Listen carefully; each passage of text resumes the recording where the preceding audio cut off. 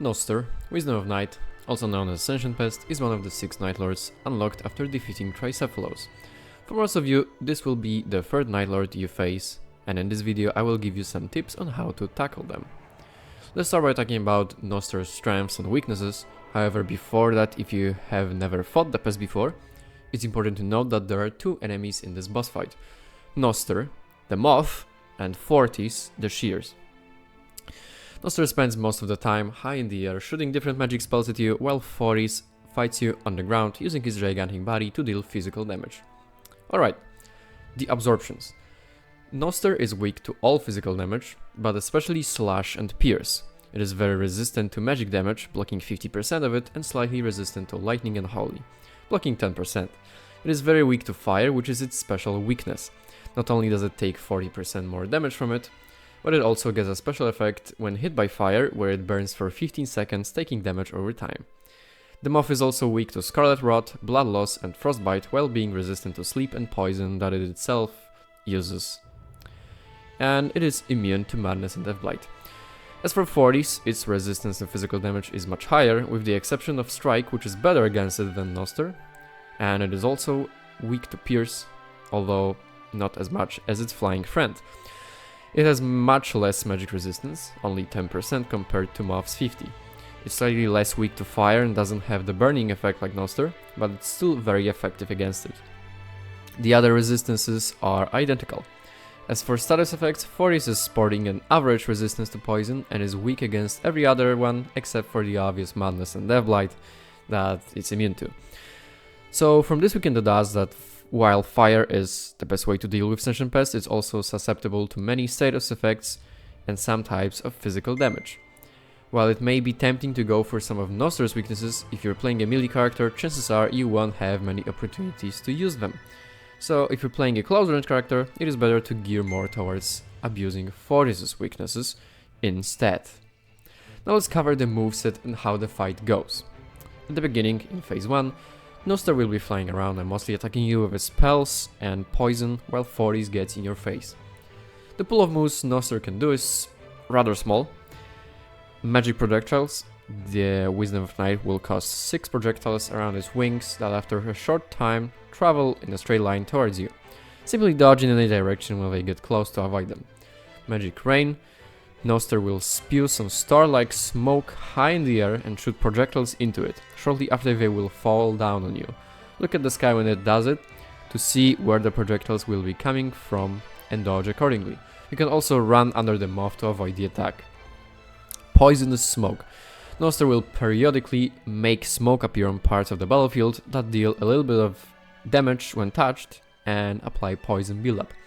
Gnoster's poison is special in that it attaches a parasite egg to the back of your head that hatches if you get hit by Fortis' roar attack while carrying it.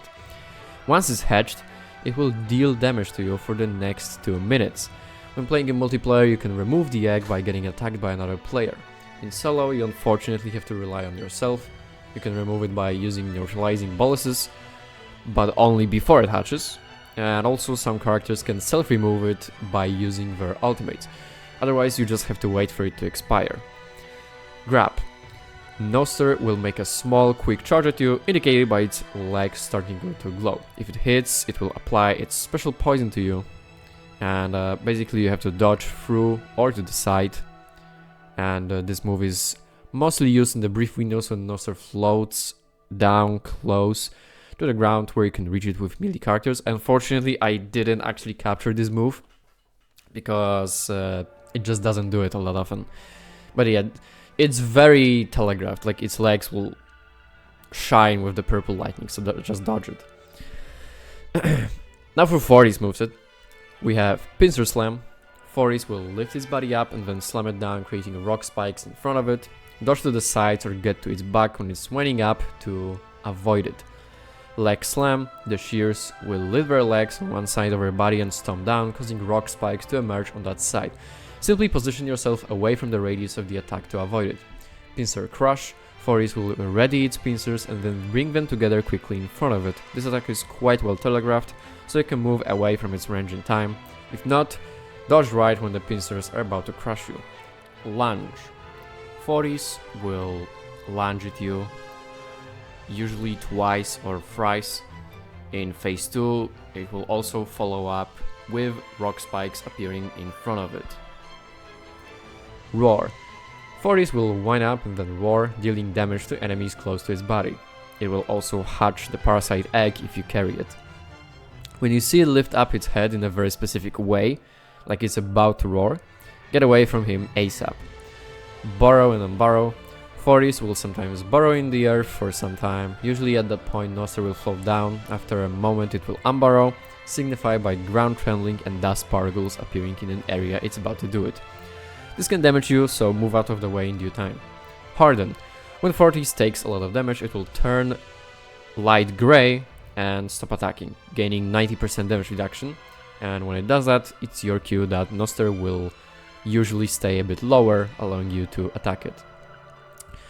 Once you bring them to about 50% HP, Gnoster and Fortis will transition into phase 2 for a somewhat long animation.